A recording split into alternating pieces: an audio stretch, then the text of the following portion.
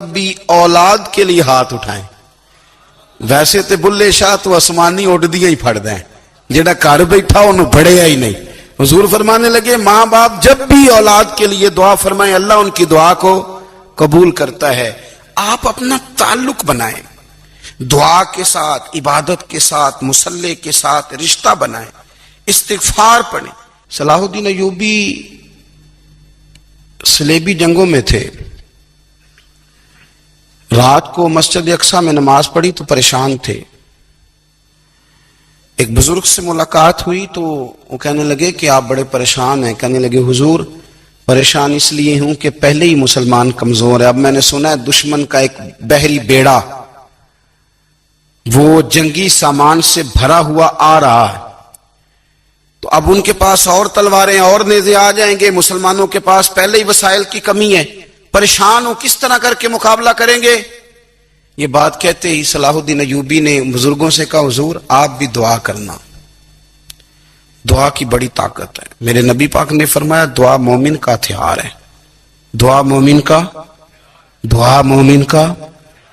حضور نے فرمایا تقدیر کو سوائے دعا کے کوئی چیز نہیں بدل سکتی. دعا مومن کا ہتھیار ہے, یہ کافر کے پاس کوئی نہیں, یہ ہتھیار ہے مومن کا. اللہ کرے آپ کو سمجھ آئے, پھر سنیں کئی بار کہہ چکا ہوں یہ ہتھیار ہے. کافر کے مقابلے میں جو تیرے پاس سب سے بڑا ہتھیار ہے وہ دعا ہے. دعائیں کرانی چھوڑ دی, کرنی چھوڑ دی, لینی چھوڑ دی. حضرت سیدنا انس بن مالک رضی اللہ تعالیٰ عنہ فرمایا کرتے تھے میں نے وہ رنگ دیکھا ہے جب حضور دعا مانگتے تھے اور حضور کی مقدس آنکھوں میں آنسو بھی ساتھ ہی بہا کرتے تھے, میں نے وہ انداز دیکھا. تو صلاح الدین ایوبی بزرگ سے کہنے لگے آپ بھی دعا کیجیے, اور خود رونے لگے اور سر سجدے میں رکھ کے رونے لگے, اور عشاء سے لے کر فجر تک روئے, خوب روئے. صبح وہ بزرگ آئے تو صلاح الدین ایوبی کا خوبصورت اور ہنستا ہوا چہرہ دیکھا. کہنے لگے آپ بڑے خوش ہیں, رات تو میں نے بڑے روتے ہوئے دیکھا تھا. تو کہنے لگے حضور وہ جو بحری بیڑا آ رہا تھا نا وہ پانی میں ڈوب گیا ہے, اب وہ نہیں آ رہا, ابھی خبر آئی ہے تو میں بڑا خوش ہوں. بزرگ کہنے لگے اٹھ سینے سے لگ اور سن ایک بات, وہ بحری بیڑا پانی میں نہیں ڈوبا, وہ تیرے آنسوؤں میں ڈوب گیا ہے. وہ جو تو رات رویا ہے نا رب کریم کی بارگاہ میں تو وہ ڈوب گیا ہے. بھائی اپنا مصلی کا, عبادت کا, وظائف کا, اللہ اللہ کا سلسلہ اس کو مضبوط کرے, اپنی دعاؤں کے تعلق کو مضبوط کرے. دعائیں بڑے انقلاب برپا کر دیتی ہیں. ہم تھوڑے تھوڑے نا جب سے خشک ہوئے ہیں نا, خشک, اور میری تو جماعت ہی صوفیاء کی جماعت تھی. ہم تو داتا علی اجمیری کی جماعت سے, ہم تو خواجہ اجمیری کی جماعت سے, ہم تو شیخ احمد فاروق سرہندی کی جماعت سے, ہم تو صوفیاء کی جماعت. ہمارے ہاں تسبیحات پڑھ لی جاتی ہیں اگر کبھی موقع ملے, لیکن وہ خاص انہماک, وہ خاص شوق, وہ خاص ذوق اللہ تبارک و تعالیٰ کی عبادت کا. ایک ہوتا ہے نماز پڑھنا, ایک ہوتا ہے اہتمام کے ساتھ نماز پڑھنا, یعنی ذرا وقت پہ اٹھنا, ذرا صحیح کر کے وضو کرنا, ذرا شوق سے مصلی بچھانا. ایک ہوتا ہے تسبیح پڑھ لینا, اور ایک ہوتا ہے ذرا تھوڑا سا نا شوق کے ساتھ اللہ کو یاد کرنا. آپ کبھی جو میں نے آیت کریمہ پڑھی اس کی آپ شان نزول دیکھیں. نبی کریم صلی اللہ تعالی علیہ وسلم کے نا کچھ صحابہ اللہ کی محبت کے شوق میں حضور کی بارگاہ میں حاضر ہوئے, اور انہوں نے آ کے عرض پتہ کیا کیا, عرض کرنے لگے یا رسول اللہ صلی اللہ تعالی علیہ وسلم سالوں بیت گئے ہیں سجدے کرتے ہوئے, حضور سالوں بیت گئے ہیں تسبیح پڑھتے ہوئے, سالوں بیت گئے کہتے ہوئے کہ سبحان اللہ وہ پاک ہے, ہمیں سالوں بیت گئے یہ کہتے ہوئے کہ اللہ اکبر وہی سب سے بڑا ہے, سالوں بیت گئے کہتے ہوئے کہ الحمدللہ ساری تعریفیں اللہ کے لیے, سالوں بیت گئے اس کی تسبیح کرتے, تحلیل کرتے, تکبیر کہتے. حضور اب نہ ہمارا اپنے رب سے ملنے کو جی چاہتا ہے.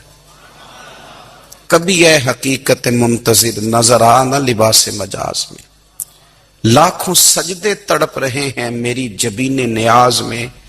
اور اقبال کہنے لگے کہ تیرے عشق کی انتہا چاہتا ہوں, تو میری سادگی دیکھ کیا چاہتا ہوں, میرا ذرا سا تو دل ہے مگر شوق اتنا، میں وہی لن ترانی سنا چاہتا ہوں۔ میرا بھی دل کرتا ہے کہ اللہ میں تجھے کہوں میں تجھے دیکھنا چاہتا ہوں، جس طرح حضرت موسیٰ کلیم علیہ السلام نے کہا تھا، اور تو مجھے کہے کہ لن ترانی تو نہیں دیکھ سکتا، ذرا سا تو دل ہے مگر شوق اتنا، میں بھی وہی لن ترانی سنا چاہتا ہوں۔ پھر کہنے لگے بھری بزم میں راز کی بات کہہ دی، بڑا بے ادب ہوں سزا چاہتا ہوں۔ دیکھو سب لوگوں کے بیچ ہی میں نے یہ کہہ دیا۔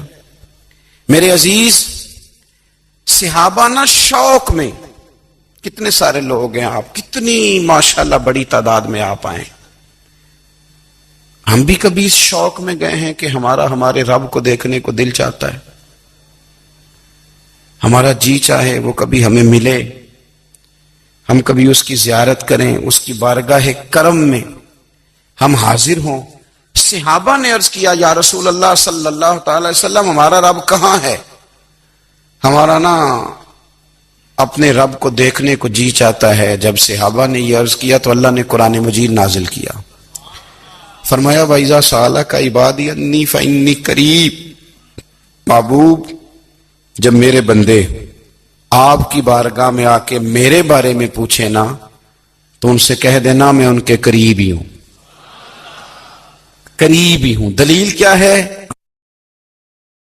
اذا دان، یہ جب بھی مجھ سے دعا مانگیں گے میں ان کی دعاؤں کو قبول فرماؤں گا، میں ان کے قریب ہوں، میں ان کے قریب ہوں۔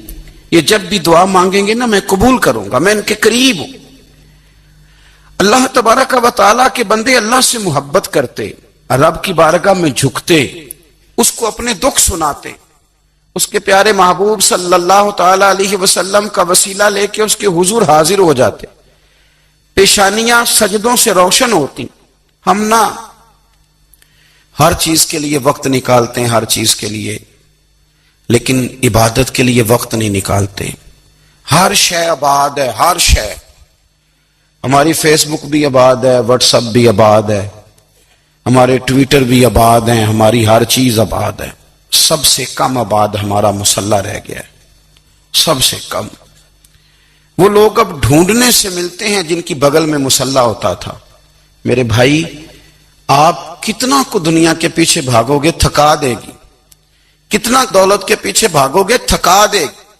آپ جب اپنی زندگی میں جمع تفریق کرو گے نا تو مرتے وقت احساس ہوگا کہ سارا کچھ تو لوگوں کے لیے کیا، اپنے لیے تو کر ہی کچھ نہیں سکے۔ اور ہم عبادت کے معاملے میں بہانے بازی بھی کرتے ہیں، ہم کہتے ہیں اوہو رزق کمانا بھی تو عبادت ہی ہے نا، تو میں حلال روزی کے لیے جا رہا ہوں، یہ بھی تو عبادت ہے نا۔ میری طرح کے لوگ کہہ دیتے ہیں کہ میں سویرے اٹھ کے مدرسے میں کچھ اسباق دیکھتا ہوں تو یہ بھی تو عبادت ہے، میں بیان کرنے کے لیے مطالعہ کرتا ہوں تو یہ بھی تو عبادت ہے نا، اتنے لمبے سفر کر کے ملک میں دنیا میں گھومتا ہوں تو یہ بھی تو میں عبادت ہی کر رہا ہوں۔ اب اسپیشل نفلوں کے لیے وقت کس نہ نکلے، اسپیشل کر کے تسبیح میں کیسے چلاؤں، میں سارا کچھ ہم بہانے بنا لیتے ہیں نا۔ میرا سوال یہ ہے کہ یہ ساری باتیں صحابہ کو، نبی کریم کو، دیگر لوگوں کو بھی تو پتہ تھی نا، لیکن آپ غور تو کریں 23 سال حضور کو وقت ملا، مختصر وقت ظاہراً تبلیغ کرنے کے لیے، پوری دنیا میں دین بھی پھیلانا ہے۔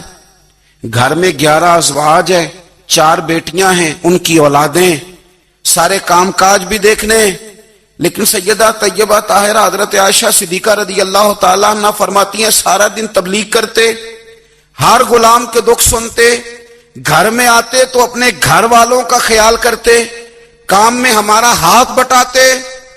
قربان جاؤں، کہتی ہیں زمانہ سارا سو جاتا لیکن آمنہ کے لال مصلی بچھا لیتے۔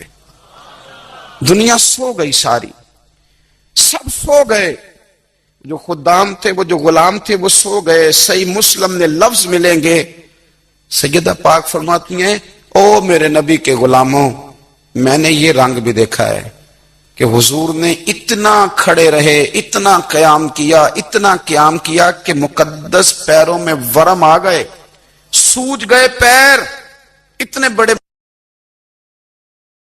دل پہ ہاتھ رکھ کے نہیں بتا سکتا کہ میرے کبھی نماز میں پیر سوج گئے ہوں، کوئی نہیں بتا سکتا۔ بچوں کی روٹی کماتے تھک گئے بات الگ ہے، ہم سیر کرنے گئے تو تھک گئے بات الگ ہے، لیکن عبادت میں इबादत में ये भी तो मुस्लिम शरीफ है ना, ये भी तो दीन है ना, ये भी तो हुजूर की सुन्नत है, ये भी तो वो चीज है जो करीम की आंखों की ठंडक है।